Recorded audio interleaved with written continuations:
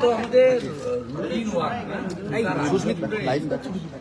আমার নিচ থেকে এসআইআর কর্মশালা, তাদের বিএলএ সঙ্গে বসা আলোচনা করা, এটা ভবানীপুরের বিএলএ টু যারা বিজেপির আছে, আপনাদের তো কেউ বা কারা লিখেছেন যে এসআইআর নাকি বিএলএ টু বিজেপির রিপোর্টটা বিজেপির জায়গা। 2014 সালে যখন বিজেপি রাজ্যে মাত্র 19% লিড নিচ্ছে, 19% ভোট পাচ্ছে, তখনই গত লোকসভা তো 8টার মধ্যে 5টা ওয়ার্ডে, এটা সব বিধানসভায়। ভবানীপুরে বলে আলাদা কথা না, ভবানীপুরে আমাকে স্পেশাল নজর রাখতে হবে।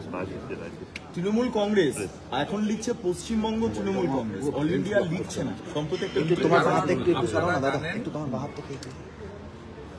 গোয়া, নাগাল্যান্ড, মেঘালয়, ত্রিপুরা নির্বাচনের পরে তৃণমূল কংগ্রেসের যে ন্যাশনাল তকমাটা ছিল, সেই তকমা তারা হারিয়েছে। যে requisite number of vote share দরকার ন্যাশনাল লেভেলে ন্যাশনাল পার্টি হতে, তারা হারিয়েছে।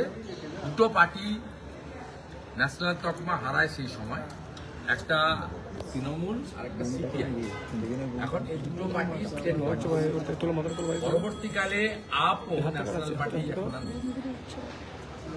এটা হচ্ছে ইলেকশন কমিশনের যে গাইডলাইন আছে তাতে পড়ে না, এটা আঞ্চলিক পার্টি। কুমার ব্যাংক গরুর গাড়ির হেডলাইট ভারত হিলাবেন, লোকায়ুতে হিলছেন। লোকায়ুতে আপনাকে আমন্ত্রণ জানানো হয়েছে, নবান্নে বৈঠকে চিঠি দেওয়া হয়েছে, আপনি কি যাবেন? যাব না। প্রথম কথা হচ্ছে, এই মুখ্যমন্ত্রী লোকায়ুক্তের রিপোর্ট বিধানসভায় পেশ করেন না। এই মুখ্যমন্ত্রী তার দুর্নীতিগ্রস্ত লোকায়ুক্তটা কাদের জন্য? লোকায়ুক্তটা হচ্ছে নির্বাচিত প্রতিনিধি, যাদের বিরুদ্ধে এফআইআর হলেই অভিযুক্ত হয় না, চার্জশিটে। মুখ্যমন্ত্রীর মন্ত্রিসভার সদস্য পার্থ চ্যাটার্জি, জ্যোতিপ্রিয় মল্লিক, একাধিক নির্বাচিত বিধায়ক, তারা চার্জশিটে বিভিন্ন মামলা। চার্জশিটেড লোকেদের বিরুদ্ধে লোকায়ুক্তে বিধানসভায় রিপোর্টিং করতে হবে। সেই রিপোর্টিং উনি কোনোদিনই করেন না। শুধু নিয়োগের সময় এইভাবে একটা চিঠি পাঠান তার স্বরাষ্ট্র সচিবকে দিয়ে, এবং তার সঙ্গে কারা কারা অ্যাপ্লিকেন্ট নথি পাঠান না। কারো একটা বউকে বা কারো একটা রিটার্ন লোককে ঠিক করে রেখেছে। মনোজ পন্থ যদি এক্সটেনশন না পায়, তাকেই হয়তো দেখা যাবে হিউম্যান রাইটস এর মেম্বার করে দিয়েছে। এর আগে ইনফরমেশন কমিশনারে কাকে কাকে পাঠিয়েছে আপনারা জানেন, হিউম্যান রাইটসে কাকে কাকে পাঠিয়েছে জানেন। অতএব এই সংবিধানকে যিনি মানেন না, তার মিটিংয়ে বিরোধী দলনেতা যাওয়ার প্রশ্নই ওঠে না। তারপরে সম্প্রতি খগেন মুর্মুর রক্ত দেখার পরে কোন সুস্থ চেতনা সম্পন্ন মানুষ এই অত্যাচারী মুখ্যমন্ত্রীর সঙ্গে দাঁড়িয়ে ছবি তোলা যায় না। নবান্নতে তিনি ডেকেছেন বিরোধী দলনেতাকে 1 তারিখ 4টের সময় আর 4:15 সময়। আমি যাব না। স্বরাষ্ট্র সচিবের চিঠি না যাওয়ার কারণ প্রাথমিকভাবে আপনাদের বললাম, লিখে কালকে স্বরাষ্ট্র সচিবকে জানিয়ে দেব। আর 3-4 মাস পরে উনি থাকবেন না, তখন বিজেপি আসবে। লোকায়ুক্তের রিপোর্ট, গ্যাগ রিপোর্ট প্রত্যেক বছর অ্যাসেম্বলিতে টেবিল হবে, ডিসকাশন হবে। অভিযুক্তদের বিরুদ্ধে লোকায়ুক্তকে মামলা করার জন্য সরকার বিধানসভা সম্মতি জানায়। গ্রামীণ এলাকায় কি করছো এটা?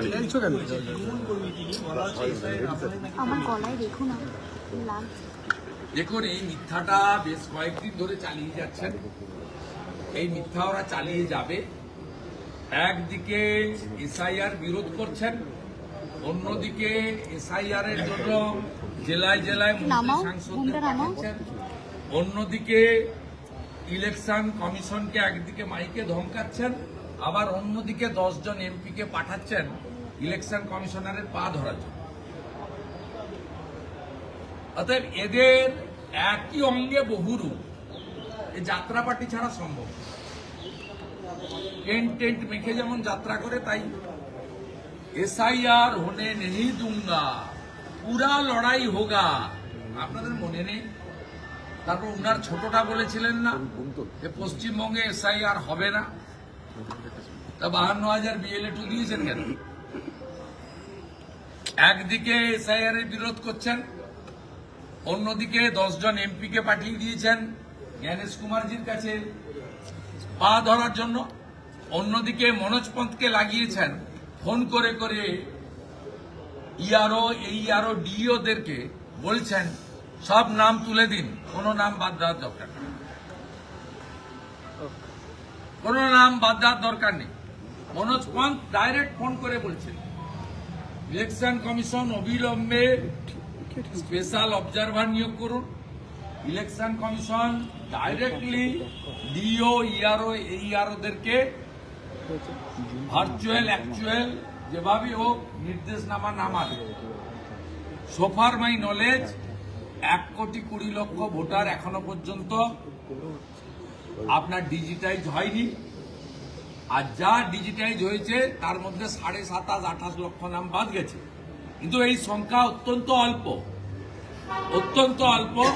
বহু মৃত, বহু বাংলাদেশি অবৈধ অনুপ্রবেশকারী, তাদের নাম রেখে দেওয়া হচ্ছে এবং নেতৃত্ব দিচ্ছেন tainted chief secretary corrupted Manoj Pant.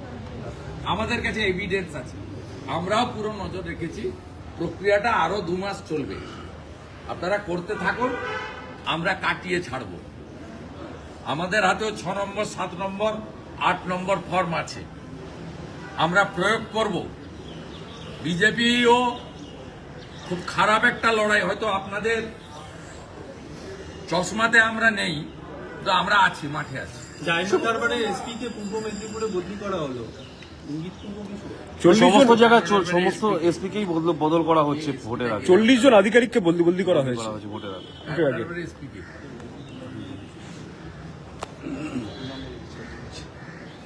বলছি পুলিশের না, আমি কালকে যে অর্ডারটা তো কেউ পাঠিয়েছিল, আমি তো নির্ভর রাজনীতি তো করি না।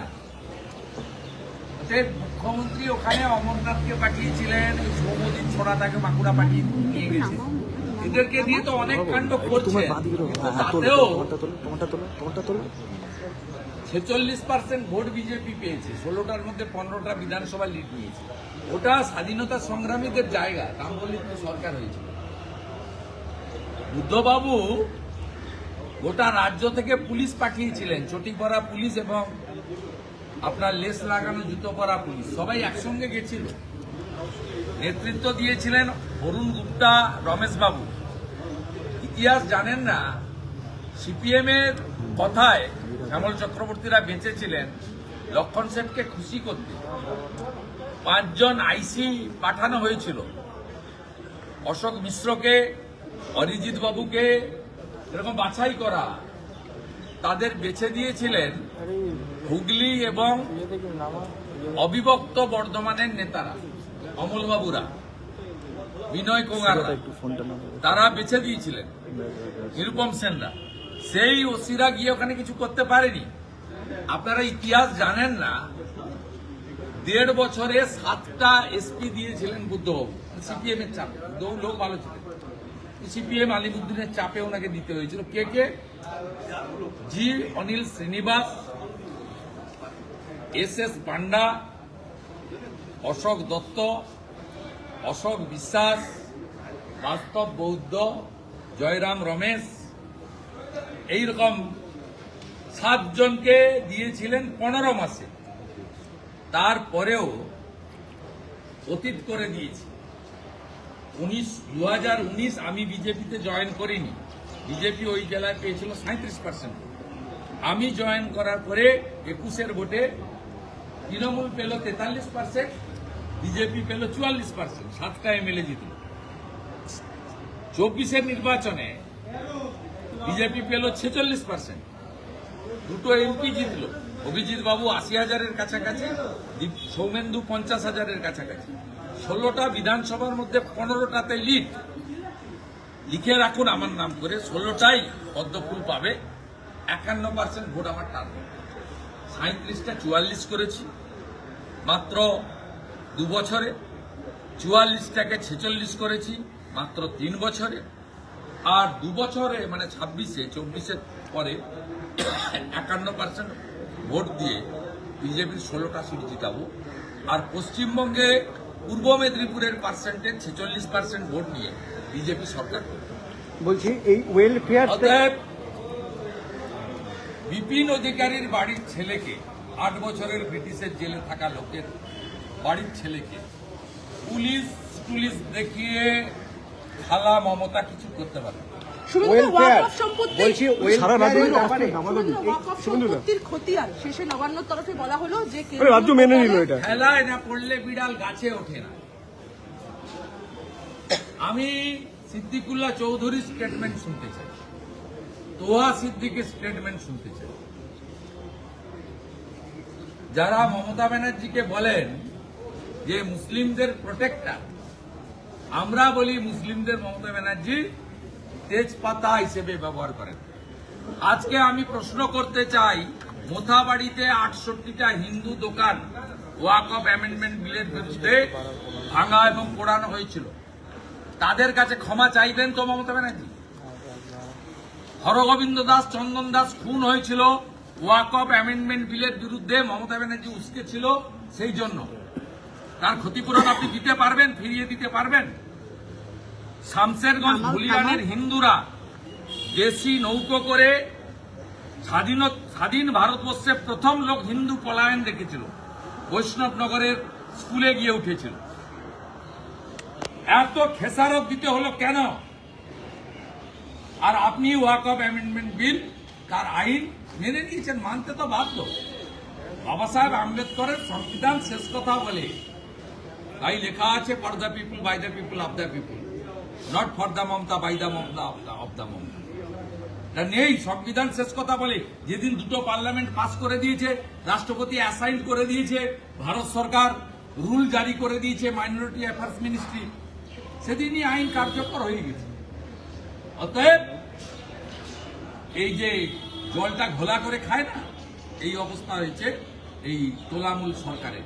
আমি শুধু মুসলিমদের বলবো যে আপনারা যারা মিছিল মিটিং করলেন এইখানে রামলীলা ময়দানে, সিদ্দিকুল্লাহ চৌধুরী বলেছিল প্রথমে জেলায় জেলায় ঘিরবো, 2000 করে লোক বসাবো 50টা জায়গায়, আর কলকাতাকে নাকি তিনি 15 মিনিটে হিলিয়ে দেবেন, স্তব্ধ করে দেবেন। ওই একই আর কি, এখন মমতা ব্যানার্জি হিলিয়ে দেবে বলছে, তিনি স্তব্ধ করে দেবেন, একই আর কি, ওই সমার্থক শব্দ, সিনোনিমাস। তা বলেছিলেন এখন একটু লেকচার দিন, আমরা চাই, শুনতে চাই।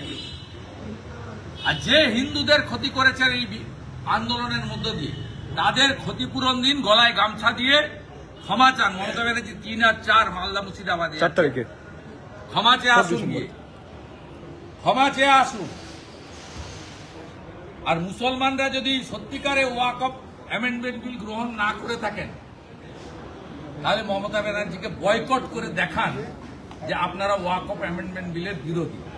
আর যদি মমতা ব্যানার্জির এই চালু করা মেনে নেন, তাহলে বুঝতে হবে যে আপনাদের আন্দোলন ছিল ওয়াকফ অ্যামেন্ডমেন্ট বিলের বিরুদ্ধে নয়, সাধারণ গরিব নিরীহ হিন্দুদের বিরুদ্ধে। সারা রাজ্যে অস্ত্রের দাবাদাবি কেন? আমাকে ব্যারাক করতে দেন, বাড়ি তারপর